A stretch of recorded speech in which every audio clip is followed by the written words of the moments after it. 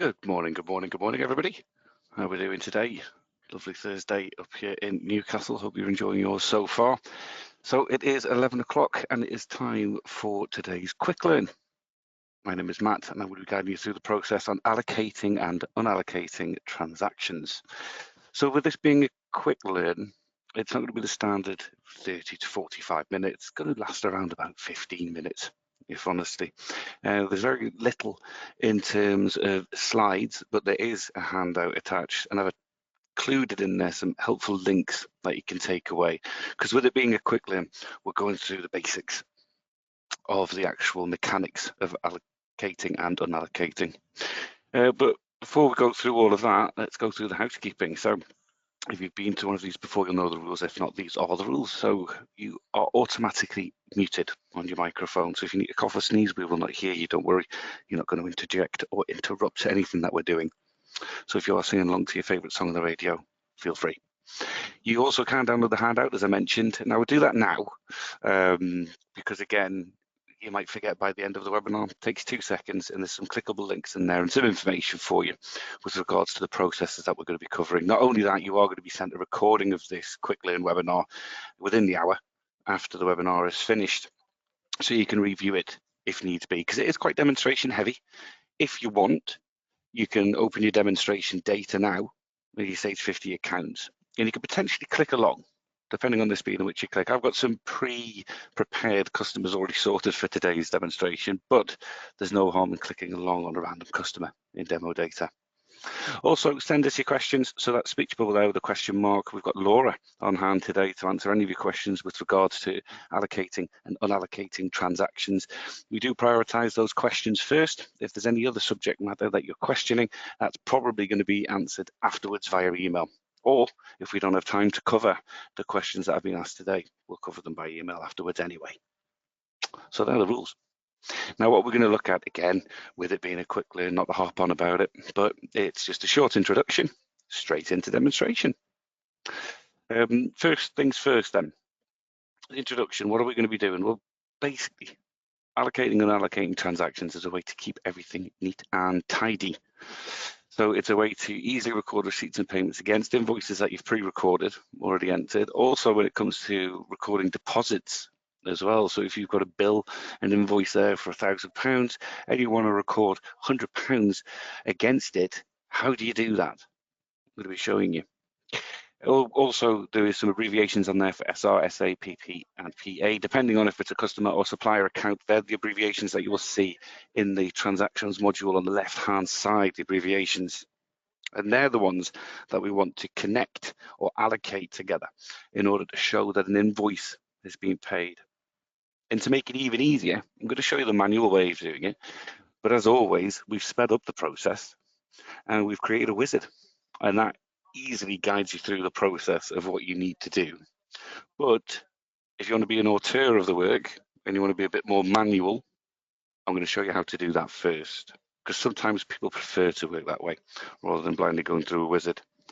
As I'll always say, the best thing to do before you do any kind of manual processing, large amount of processing, anything like that at all, or even things that you're unsure of, 2 things I would do. And if you can, note this down. Number 1, take a backup before you start. Because if things don't pan out how you want them to pan out, and it doesn't look how you wanted it to look, guess what?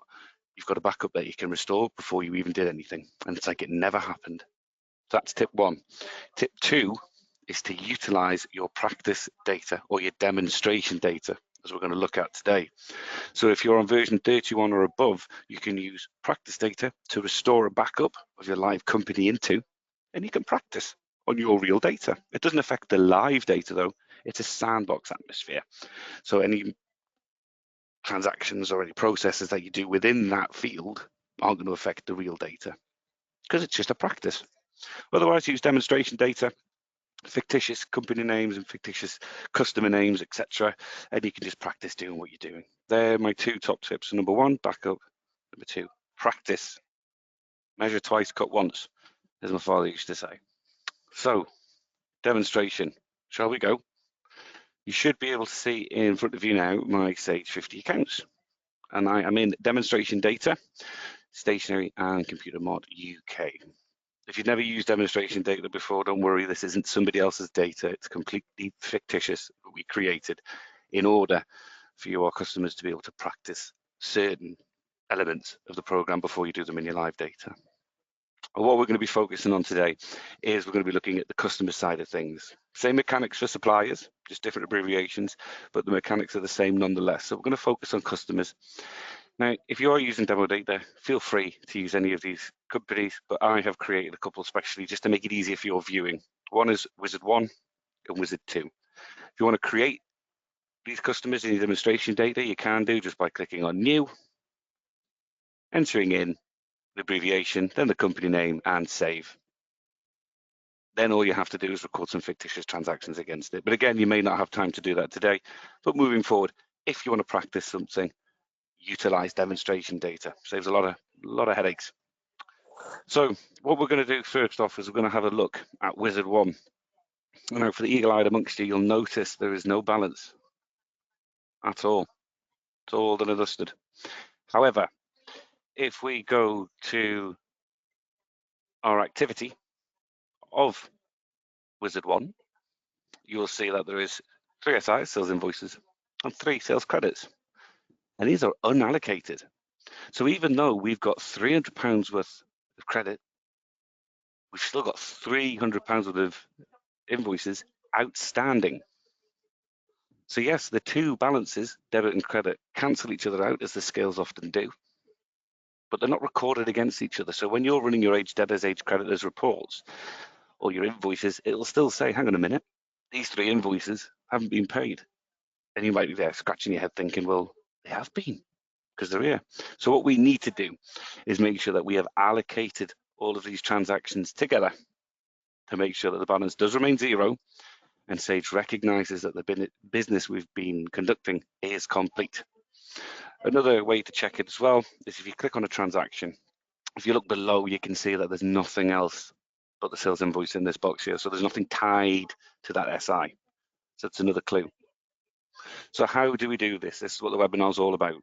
So what I would do is go to customer receipt. I would select the account I want to be looking at. I'm going to scroll down to Wizard 1 and click OK. And this is where the magic is going to happen. So you can see again, different way of viewing it, the 3 SIs and the 3 SCs. It's going to be different for the suppliers, PIs and PCs. However, you've got an SI here, SI, SI, SC, SC, SC. None of them are linked together. Easiest way to do this can be manually. So I want to say, the customer sent me £300. We've received it and recorded it. Now I want to allocate them. So I would take the top one here and I would say, I want to pay that in full. And you'll notice in the bottom right-hand corner of the screen here, you've got the analysis total, which is £100. And that is the value of the SI, the sales invoice. I then want to marry that up to the correct payment here. Now, in this instance, it's perfect world scenario. So these are all £100. So in reality, to me, it doesn't really matter. But to you, it might do. It might be different facts and figures and what have you. So what I would choose is one of the SCs. And again, I could press F3 or pay in full. And you'll notice in the bottom right-hand corner of that analysis total, it is now at 0. The scales have balanced again. So we're saying we're paying the £100 of the SI with the £100 of the SC. That is payment against invoice. We do the same for the others. All in all, and you can see it's all changing. Changes every single time. It's easily that simple. Then you would click Save. Well, once you've clicked Save, these transactions are then bonded together. They're all allocated. There's a link between each and every single one then. And all of this will disappear. That's the manual way of doing it. I'm not going to click Save yet. That's the manual way of doing it. Now, the other way of doing it, if I access that customer again, as if I've made a mistake here, you can see, well, I'm back because I didn't click Save in the demonstration. I can use the wizard at the top here, the magic wand. And what I can do is allocate payments on account to invoices, select the account I want to do it to. Sorry, Selected the wrong one there. Credit notes to invoices. Select the account I want to do it to. And that has put all the credit notes here against the invoices automatically for me. So instead of highlighting each one, if you've got a lot of these to do, let's say there's 30 or what have you, whatever it may be in your scenario, the wizard will do it automatically. Just to show you that again, I'm going to clear form. So I would select the company in question, which is wizard 1. I would then select the wizard that I'm using, allocate all credit notes to invoices, double check that it's the right customer I'm going to be applying this to, allocate, and look, it's done it all for me there. So now when I click save, ignore that because I haven't run my financial year end, it'll disappear. So if I open that company again by scrolling all the way down to the bottom, select wizard 1, nothing outstanding. No SIs, no SCs, no sales invoices, no sales credits at all, because they have all been allocated. How does that look in transactions? Well, now that I've allocated them all together, you can see they all still are there individually. However, in this paid column, they're now represented with Ys. So yes, because Sage recognizes that this transaction has been paid for by this transaction and this one by this one. So it really can be, once you know the mechanics of it, it's a simple process, isn't it? But if you don't know the mechanics of it, you could be there for hours scratching your head, why hasn't that been paid? So we often find out that's quite a common call, is my customer's balance is at 0, but I've still got invoices outstanding, and it's just because the payments haven't been allocated to said invoices. There's going to be scenarios where this is more complex, where maybe you haven't received a full payment.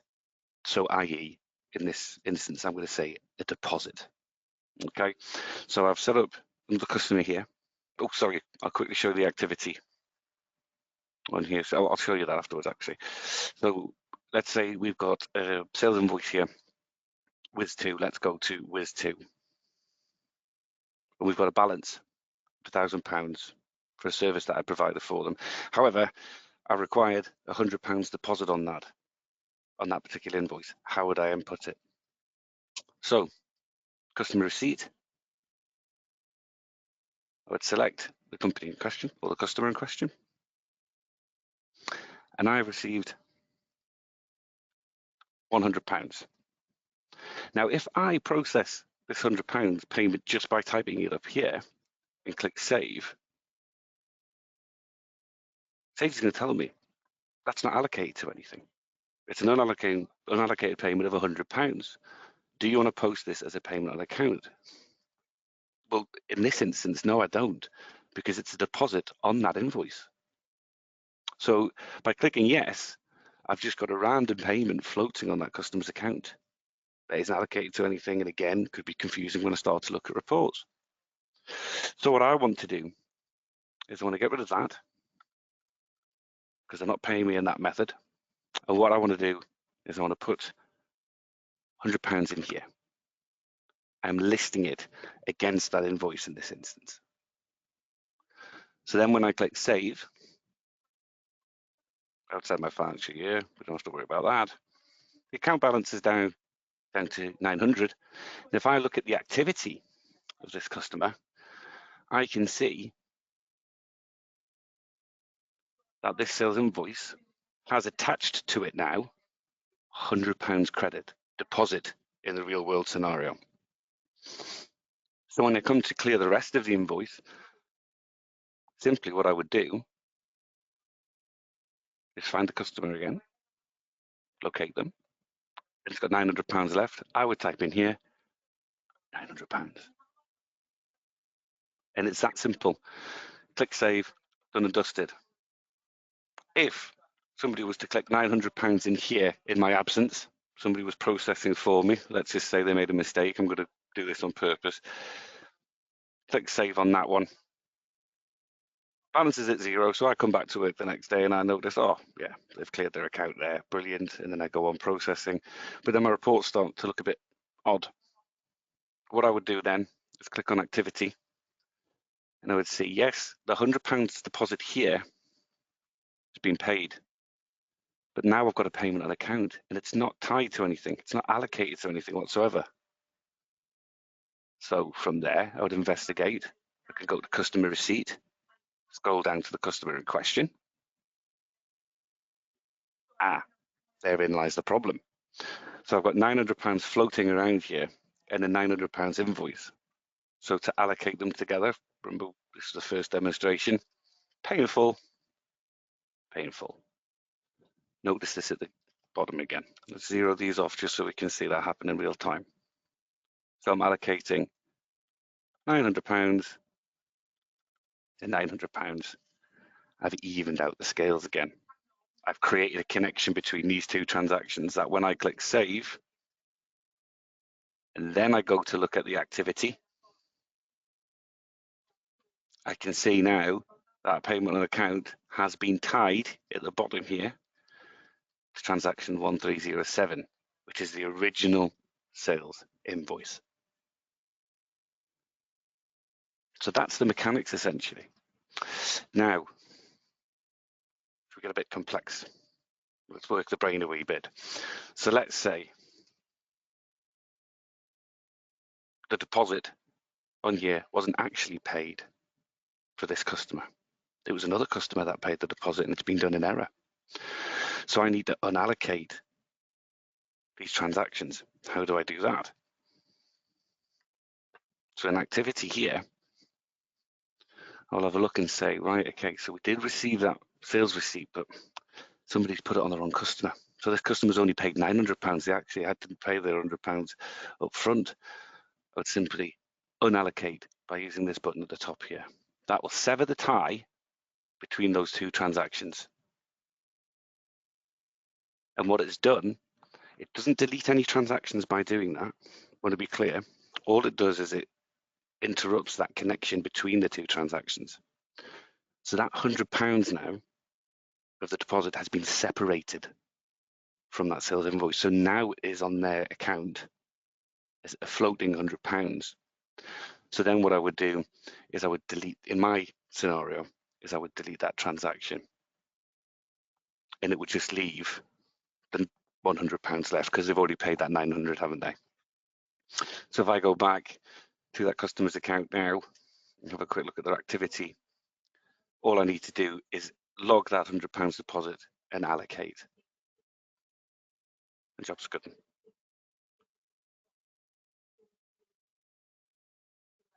So it's nice and easy when you know how, obviously.